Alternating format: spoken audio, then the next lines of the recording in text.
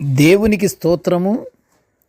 అనుదిన వాక్య ధ్యానమునకై ఈరోజు 2024 సంవత్సరము డిసెంబర్ నెల 12వ తారీఖు. ఈరోజు ధ్యాన వాక్యము పరిశుద్ధ గ్రంథము నుండి అపొస్తలుడైన పౌలు గారు గలతీయుల సంఘానికి రాసిన పత్రికలోని 3వ అధ్యాయము 9వ వచనాన్ని ధ్యానించుకుందాము. విశ్వాస సంబంధులే విశ్వాసము గల అబ్రహాముతో కూడా ఆశీర్వదింపబడుదురు. విశ్వాస సంబంధులే విశ్వాసము గల అబ్రహాముతో కూడా ఆశీర్వదింపబడుదురు. ప్రియ దేవుని బిడ్డలారా, యేసుక్రీస్తు ప్రభు వారి నామములో మీకు శుభములు దీవెనలు కలుగునుగాక. నేటి ధ్యాన వాక్యము విశ్వాసము గురించి మనం ధ్యానించుకుంటున్నాము. పరిశుద్ధ గ్రంథంలో అబ్రహామునకు గల విశ్వాసాన్ని బట్టి ఆయన విశ్వాసులకు తండ్రి అని పిలువబడ్డాడు. నేటి ధ్యానవాక్యం ప్రకారంగా విశ్వాస సంబంధులే, విశ్వాసులే కాదు, విశ్వాసము కలిగిన సంబంధులు కూడా అబ్రహాముతో దీవించబడినట్లు వారు కూడా దీవించబడతారు.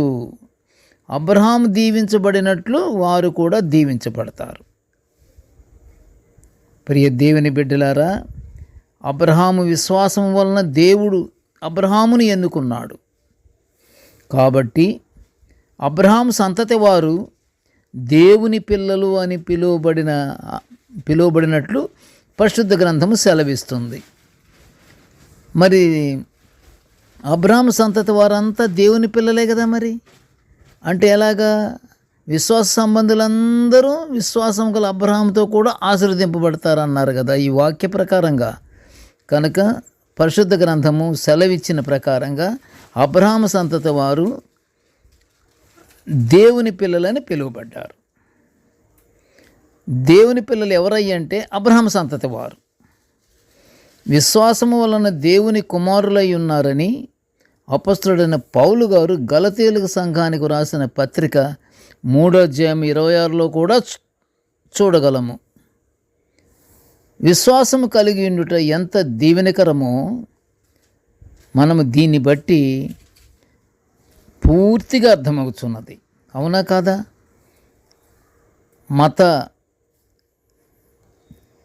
నియమాలు నిర్దిష్టంగా పాటించడం, మంచి పనులు చేయడం, రక్షణానుభవం లేకుండా వాక్యాలు చదవడం, మందిరాలకు క్రమం తప్పకుండా వెళ్ళడం, వీటి ద్వారా దేవుని ఆశీర్వాదాలు పొందుకోవచ్చు అని మనుషులు అనుకుంటారు.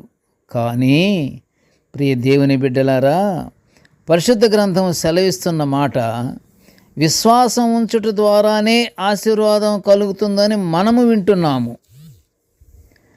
దేవుని ఆశీర్వాదం అనగా గలతీయులకు రాసిన పత్రిక 3వ అధ్యాయం 13వ వచనంలో పౌలు గారు చాలా శ్రద్ధగా చెప్పిన మాటను మనము గుర్తు చేసుకుందాము.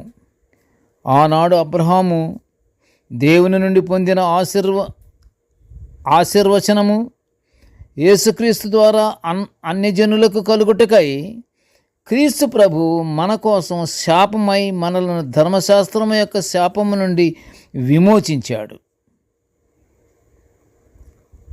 ఇది మనము హృదయపూర్తిగా నమ్మాలి, హృదయపూర్తిగా విశ్వసించాలి, హృదయపూర్తిగా మనము ఆనందించాలి.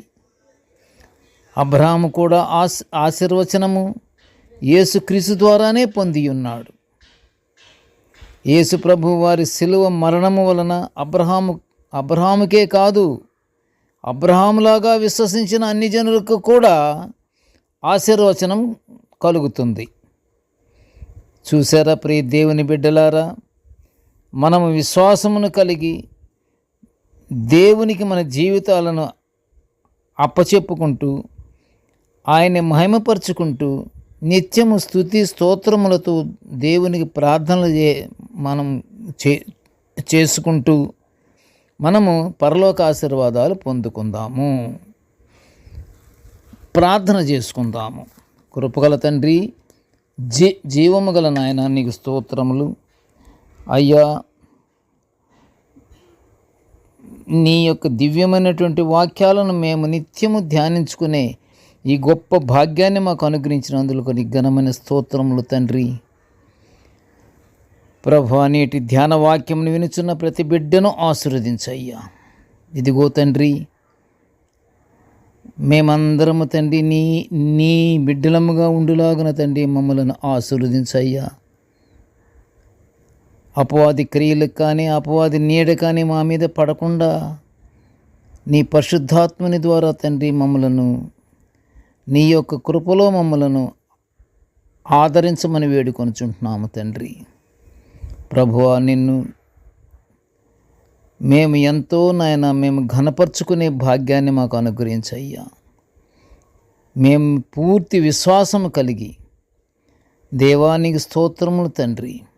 అబ్రహాము కూడా యేసయ్యా నీ వలనే నాయనా